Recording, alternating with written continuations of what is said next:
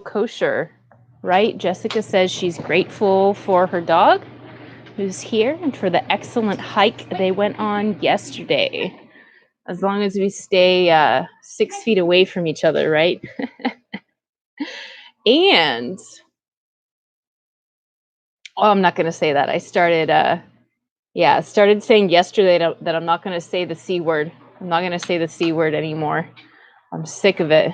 No pun intended. Glad you're here, Catherine. Catherine says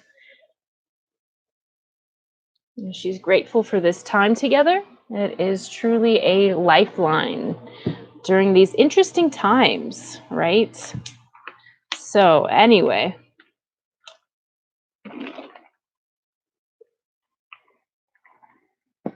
Without further ado, we'll get started with our opening affirmation. Have about a 10 to 15 minute meditation, a little more guiding than you're probably used to from the Dallas Meditation Center, just so we can feel a little more connected through the screen. And then I picked what I hope is a nice reading for y'all today to leave ya with something to think about for the rest of the day. So if you know the opening affirmation, I invite you to join at home. If you don't, then you'll know it for next time.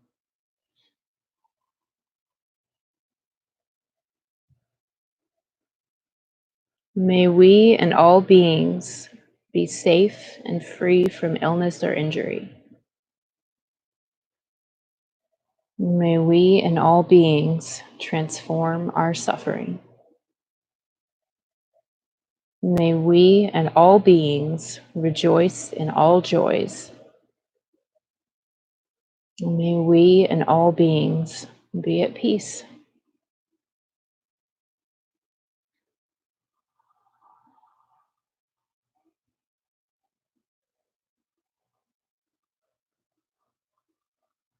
And holding on to that intention,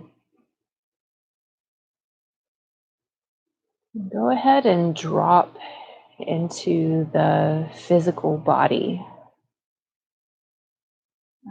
fully occupying the space you're sitting in or lying down in.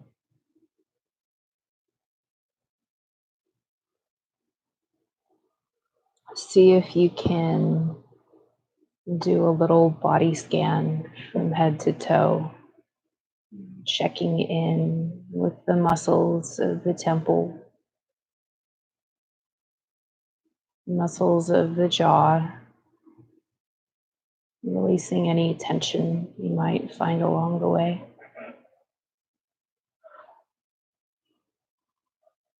And see if you can continue scanning downward, noticing the position, any tension in the shoulders, finding symmetrical, upright posture.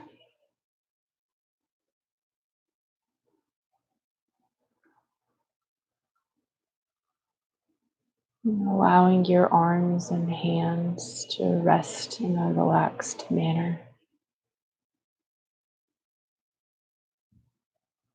on your thighs, on the knees, and perhaps gently settled in your lap.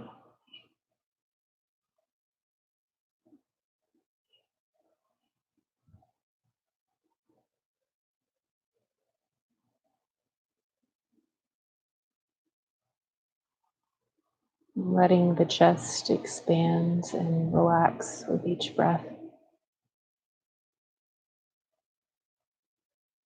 Allowing the abdomen to take up as much room as it wants to right now.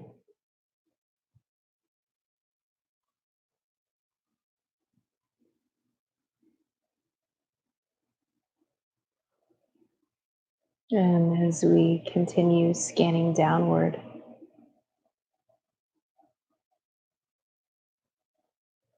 notice your physical foundation. Whatever parts of your body are touching the chair, the mat, whatever surface you might be sitting on.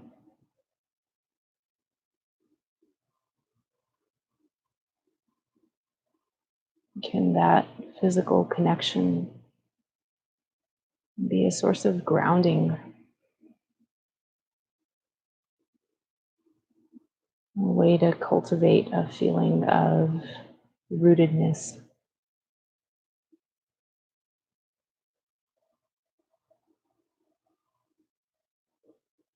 Continuing to scan downward, checking in with the legs, feet, making sure that they're arranged in a way where they won't lose circulation in the next 10 minutes. Relaxing any tension you might find in those areas.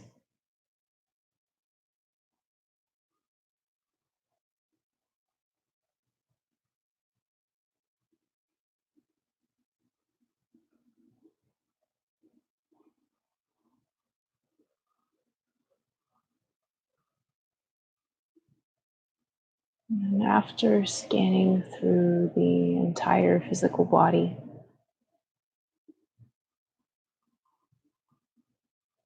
go ahead and focus your attention onto the epicenter of the breath cycle.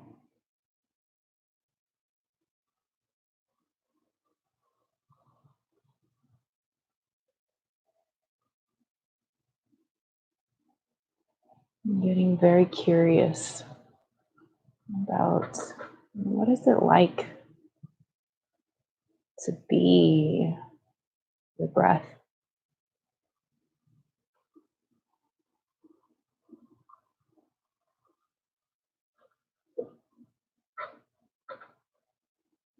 Allowing the ebb and flow to proceed naturally.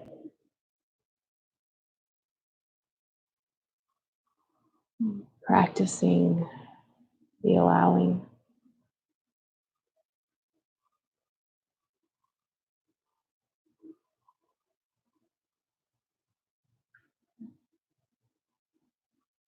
Can you notice the opening, the upward expansion of the rib cage with each in-breath?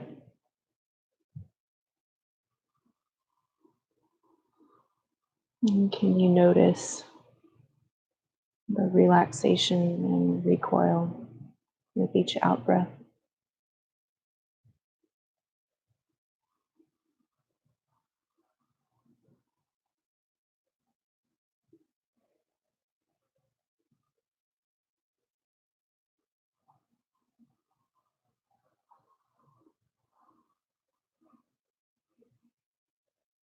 And with each in-breath, inviting a little more energy,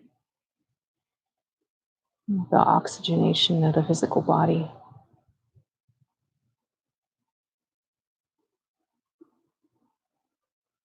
And with each out breath, releasing a little more tension.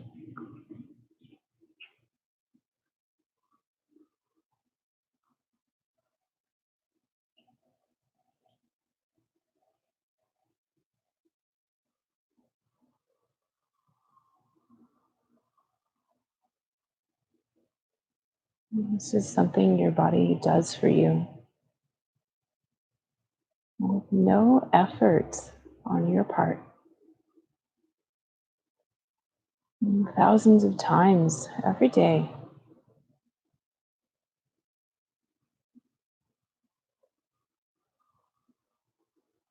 Can we cultivate a sense of gratitude for all the hard work our body does for us?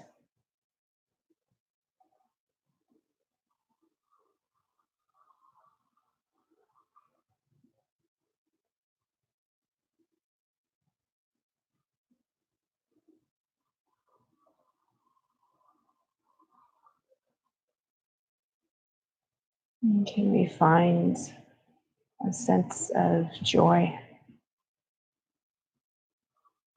a sense of pleasure in the natural cycle of the breath?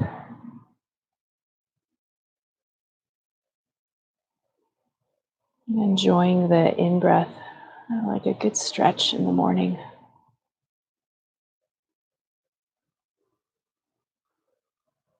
Enjoying each out breath.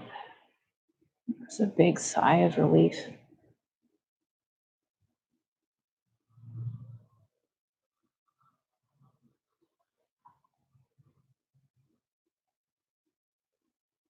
Recognizing that breathing is not always something that comes so easily.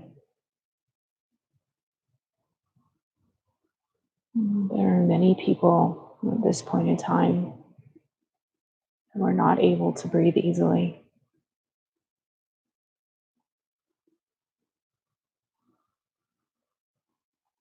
Can we have compassion for all of those people?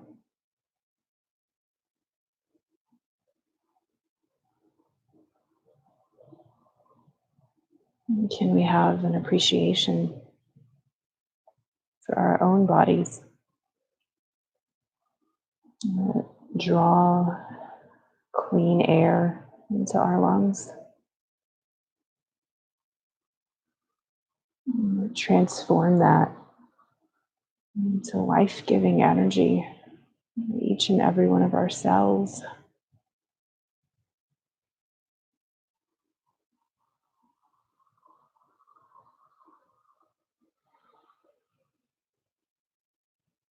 And at any point in time, if the mind has wandered,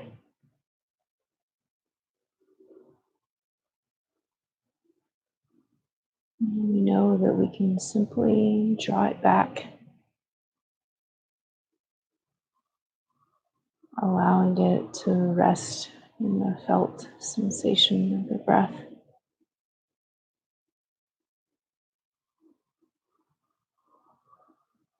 Whether at the abdomen, chest, throat, or nostrils.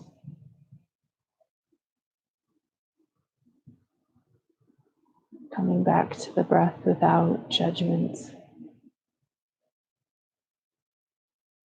without a sense of impatience.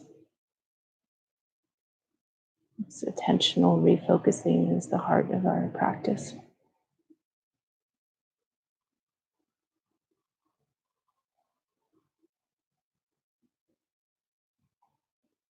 And so that with the release of our thoughts,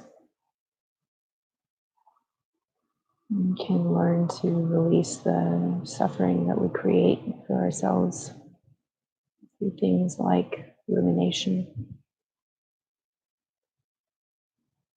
through things like dwelling in the past,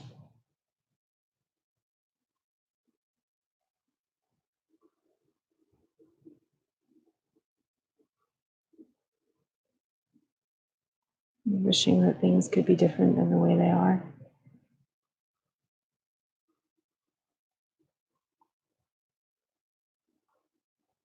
But here we are now,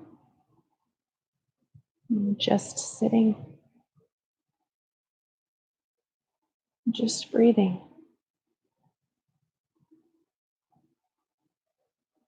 What a privilege that is for us to be here together.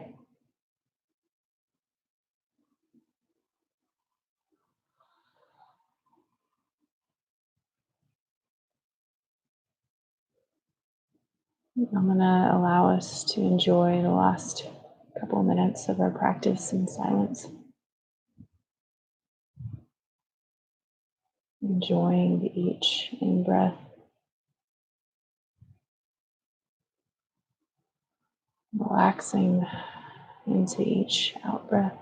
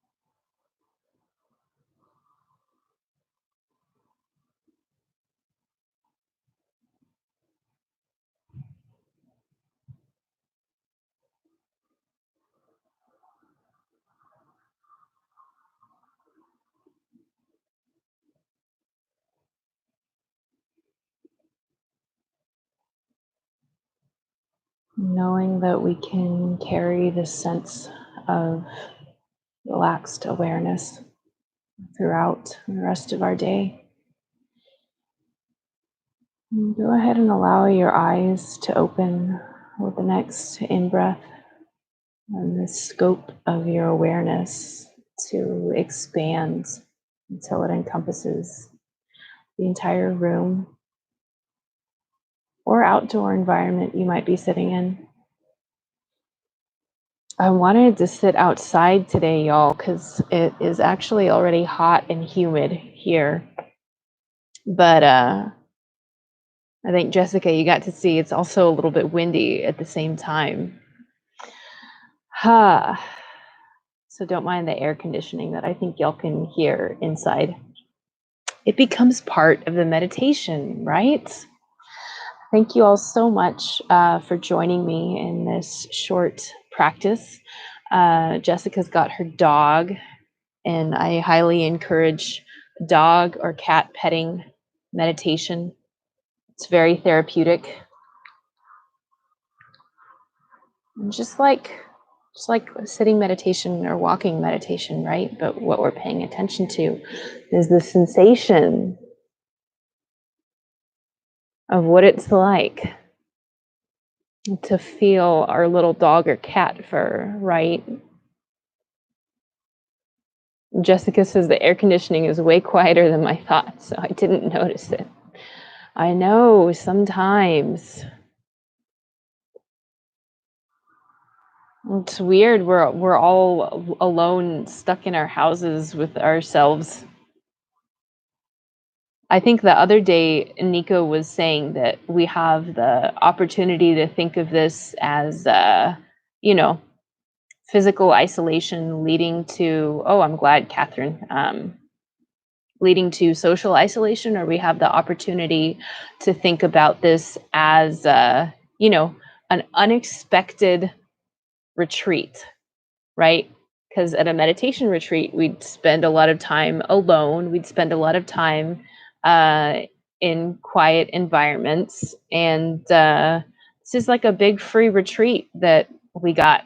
Depends on how we choose to use this time, right? And on that note, I picked a short reading to leave y'all with something to think about. Would love to hear y'all's thoughts on it. Once again, I checked out some really good books from the library before everything went sideways. And I've been reading through them several times over because I don't think I have to give them back until the library opens again, right? And who knows when that's going to be. So this one that I've been reading to y'all from, promise I'll switch books soon because I have a lot more, is called Anger by Thich Nhat Hanh, Wisdom for Cooling the Flames. And it's a good book for coping with anger, but really it applies to any kind of what we call afflictive or aversive emotions. So it's pretty equal opportunity. And it's a real good one if you haven't read it. So the reading I picked for y'all today is Building a Compassionate Community. Thich Nhat Hanh says, "To be kind does not mean to be passive. To be compassionate does not mean to allow others to walk all over you or to allow yourself to be destroyed. You have to protect yourself and protect others. If you need to lock someone up because he is dangerous, then you have to do that if you are a good police officer. But you have to do it with compassion.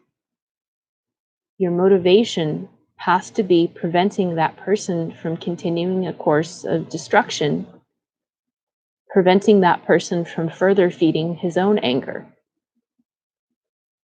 You don't have to be a monk in order to be compassionate. You can be a policeman. You can be a judge. You can be a security guard. But as a policeman, a judge, a security guard, or any other number of professions,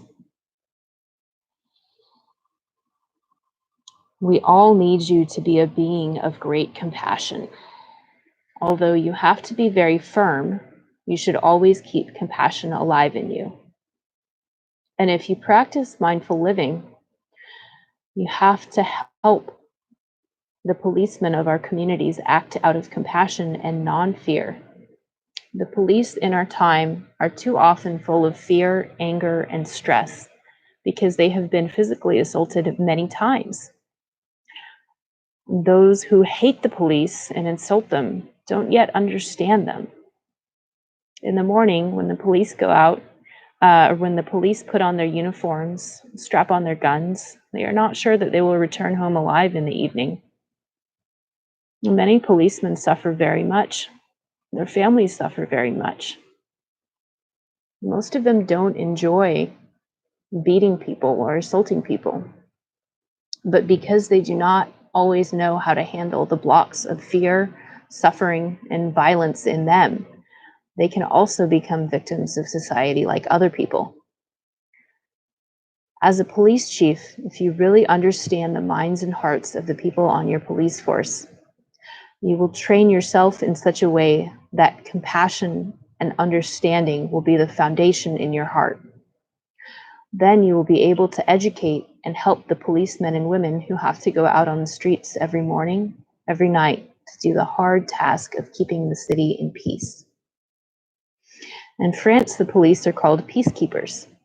But if you don't have peace inside you, how can you keep peace in the city? You have to keep peace in yourself first. And peace here means non-fear, intelligence, and insights. And police do learn a number of techniques in order to protect themselves. Self-defense techniques are not enough. You also have to be intelligent. You have to learn to act out of non-fear. If you are too fearful, you will make many mistakes.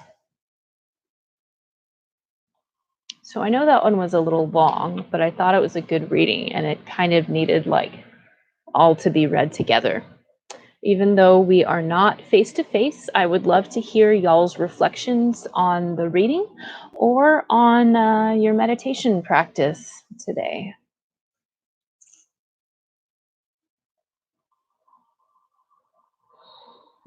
Feel free to post in the chat box if you do. I'll give you a shout out.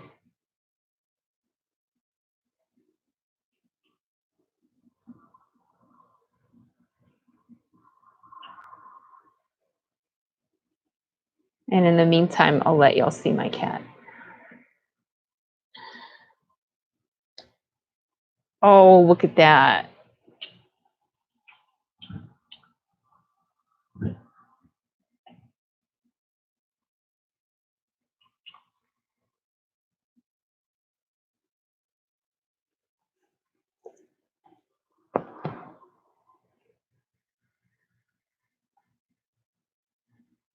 Brian says, I simply love cutting the day in half with meditation. It is really nice. And at the, I am such a continuing education junkie.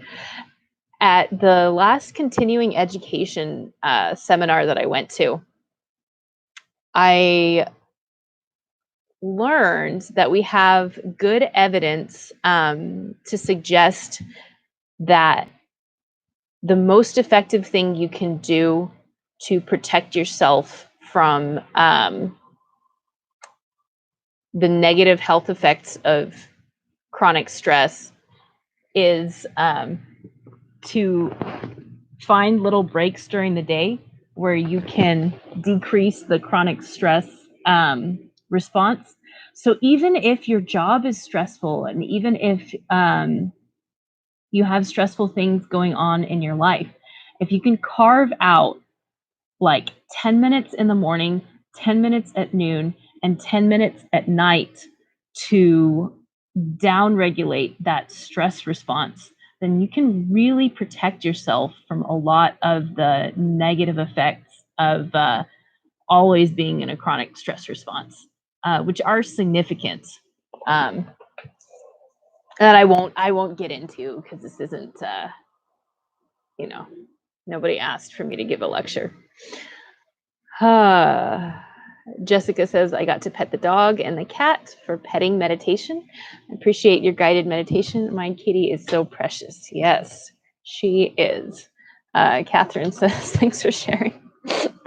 Cat. I wonder if we'll get more people coming on the noon meditations. I should star Sandy, the cat. Anyway. Yeah, so thank you for cutting a little pocket into your day as a reminder to ground yourself in mindfulness, as a reminder that you can carry this with you through the rest of your day, so that you can stay calm and grounded no matter what comes your way. The breath is always available for you to come back to.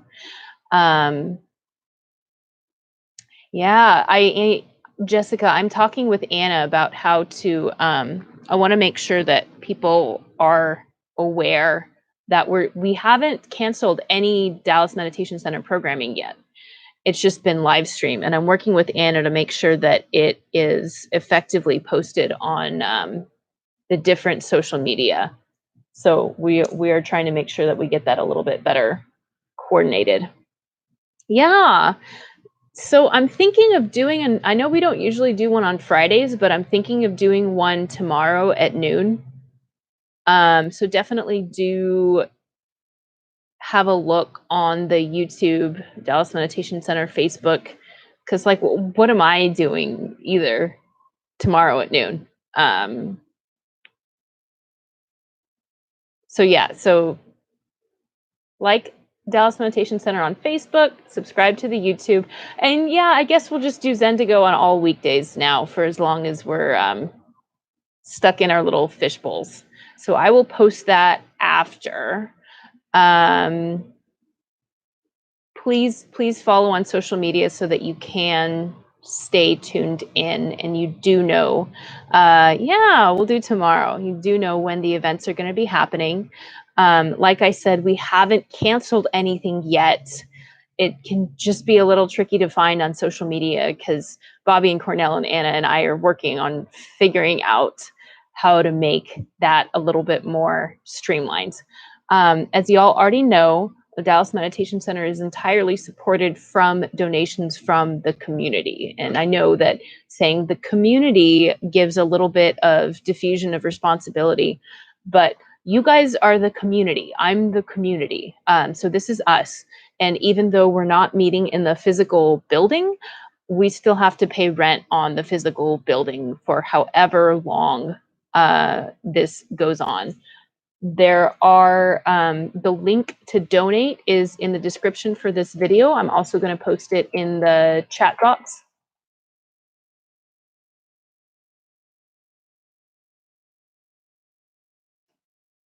And you can also donate by phone by texting the word mindful to 44321 for, all y'all millennials that don't like using a computer. Yes, Catherine, I appreciate you donating on Tuesday. I gave you a shout out at yesterday's video, and get big thumbs up today as well. It is much appreciated. For those of you who get annoyed at me saying this again and again, you can set up recurring donations that will automatically happen every month so that you don't have to think about when you're donating, when you're not. And if you sign up for a monthly donation, tell me as well, and I will also give you a shout out. That is okay. Oh, yeah. The cool thing about these being live streamed, Catherine, is that if you want to check out yesterday, I did 2 live streams that were this nice short style meditation and reading. And even if you miss them in real time, you can find them on the Dallas Meditation Center YouTube, and they give you something fresh. It's so even though it's not happening live, it's still new to you, right? I think we had a really good one. Yeah, yesterday evening at 7 p.m.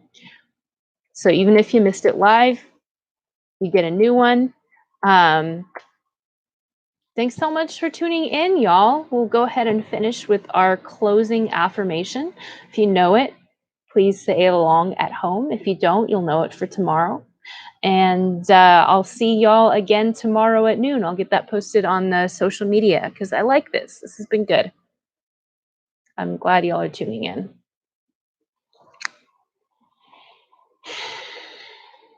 Countless beings we vow to free, ourselves included.